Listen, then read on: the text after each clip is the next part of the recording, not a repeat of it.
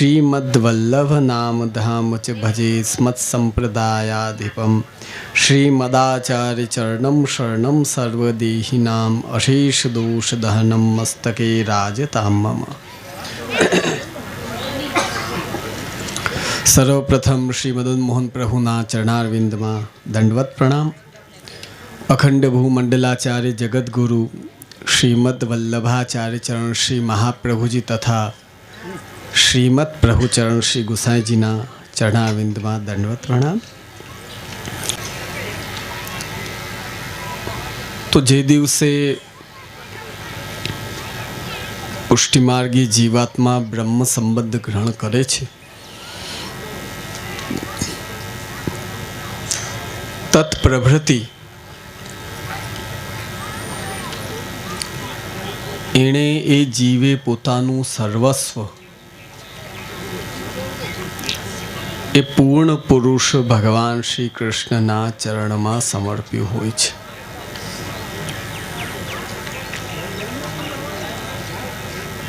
अने भगवत चरणारविंद में सर्वस्व समर्पण कर्यु होय।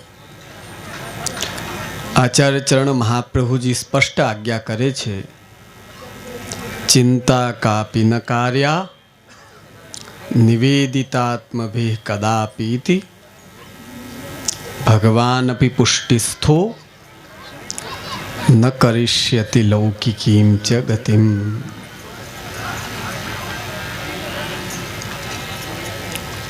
पुष्टिमार्गी जीव होय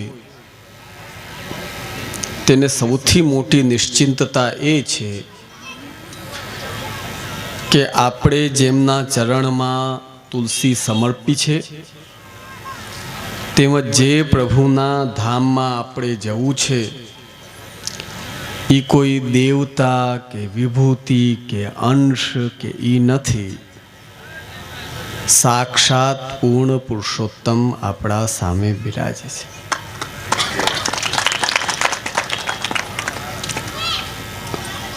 गीताजी में पण 15मा अध्याय में भगवान 15मो अध्याय छे पुरुषोत्तम योग छे।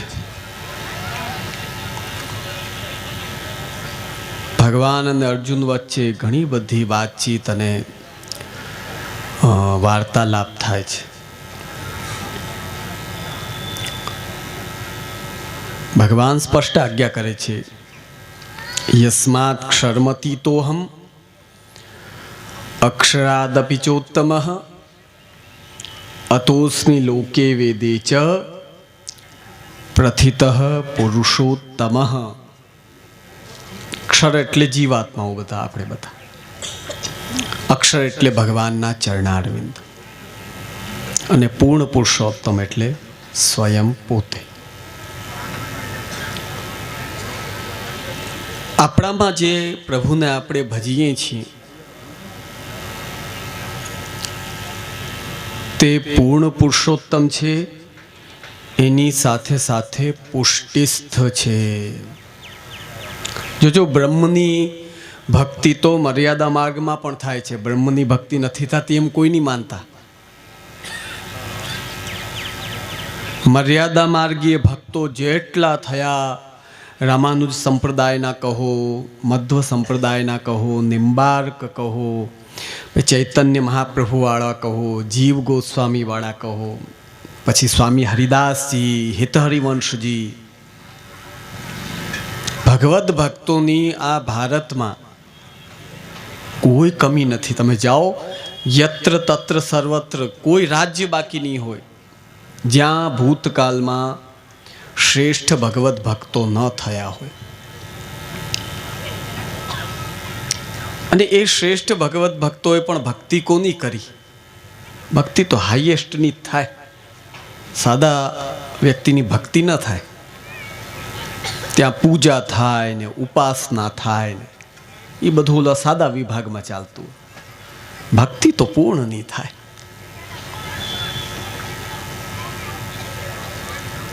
ई भक्तोए पण करी तो पूर्णनी ज भक्ति,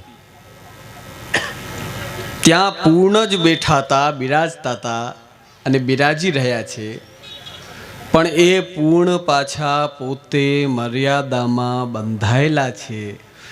તમે જેટલું કરો, મર્યાદા માર્ગ એટલે તો કહેવાય દાન, વ્રત, તપ, હોમ, જપ, સ્વાધ્યાય, સંયમ અને શ્રેય.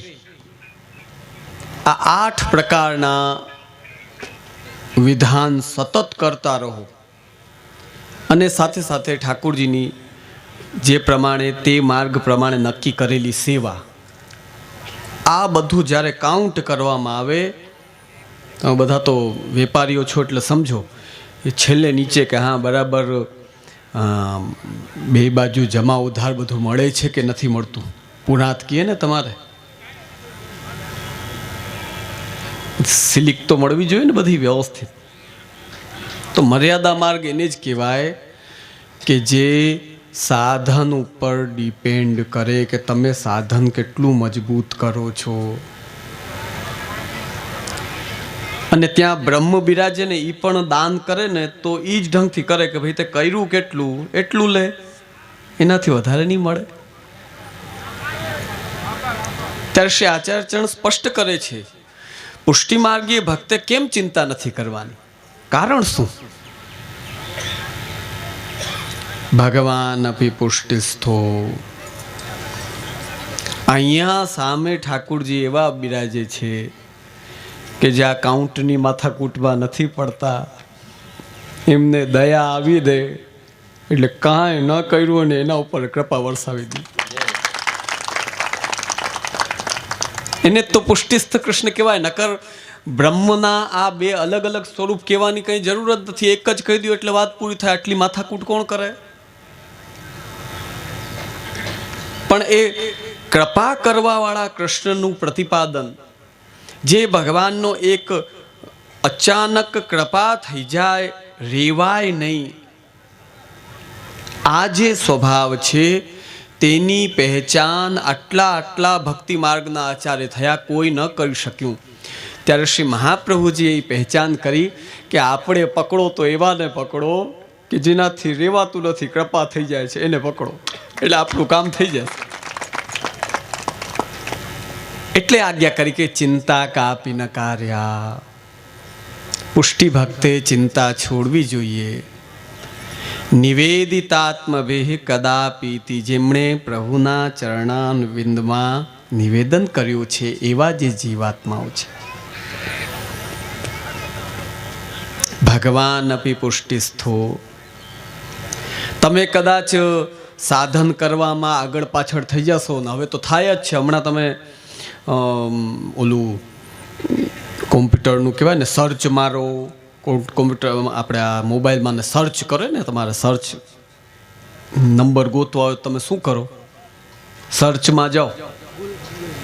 એમ હમણાં સર્ચ મારો ને એટલે 80% બધા બારોબાર નીકળી જાય. બોલો, એ કાંઈ કરતા જ નથી. એ કે અમે તો બસ ગળામાં કંઠી પહેરીએ, થાય એટલું યમનાષ્ટક કે કાંઈક થોડું ઘણું ભગવદ નામ લઈએ, મનોરથ હોય ત્યાં રાસ રમી આવીએ, કીર્તન કરતા હોય ત્યાં મજા આવે આપણને, બસ એટલે બેઠા હોઈએ.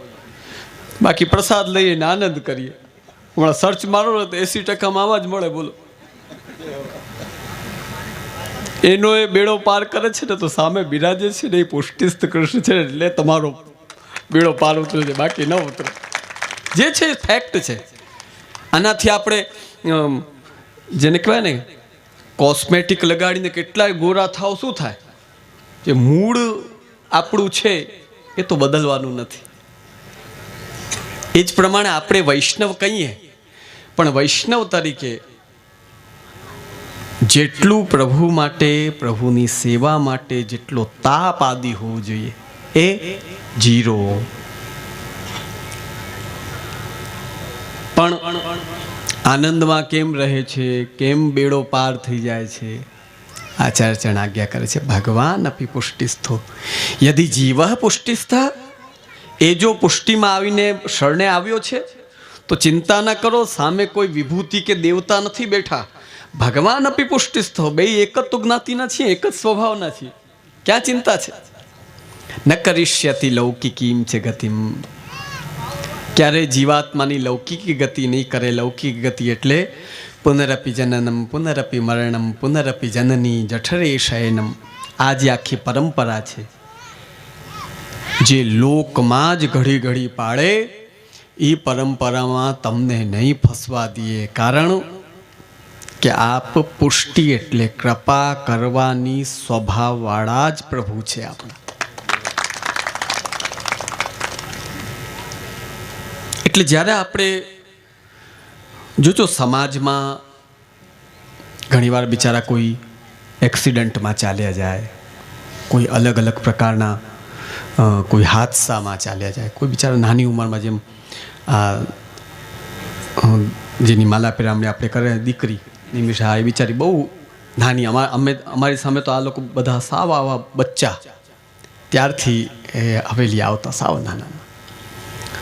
દુઃખ થાય, સહજ છે, થવું જ જોઈએ.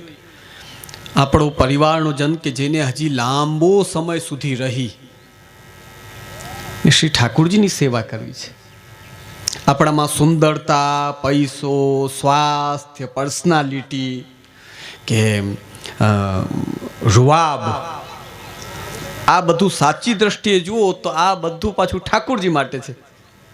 સમાજ તો જોજો એટલો ખરાબ છે કે આજ તમારી પાસે પદ ને બધું છે તો તમને સાહેબ સાહેબ કરીને આમ કરશે ને કાલે એ સાહેબ પાછા ખૂણામાં બેઠો કોઈ પૂછે નહીં. આ સમાજનું ફેક્ટ છે, હકીકત છે. ત્યારે આપણે કોઈ પણ ચીજનું ગર્વ કરીએ વૈષ્ણવ તરીકે, એ ગર્વનું કારણ શું કે આપણું એ અંતતો ગત્વા પ્રભુના ચરણમાં સમર્પાયેલું છે અને છેલ્લે જો એમાં લાગે તો એનાથી મોટી ગર્વની શું વાત છે બોલો. આપણે જીવન પણ આપણો કે શું કે જીવેમ શરદ શતમ નંદામ શરદ શતમ મોદામ શરદ શતમ ઉપનિષદમાં આશીર્વાદ આપ્યા છે કે 100 વર્ષ સુધી જીવ, 100 વર્ષ સુધી પ્રસન્ન રહે, આનંદમાં રહે. તો એ જ્યારે તમારે પણ વિધિઓ કંઈ પણ કરો, નાની મોટી આ 16 સંસ્કાર કે મકાન બનાવીએ ત્યારે બ્રાહ્મણ પણ જોજો અક્ષત નાખીને બોલે, તમને ભલે ખબર પડે કે ના પડે પણ એ તો આશીર્વાદ દે બિચારા.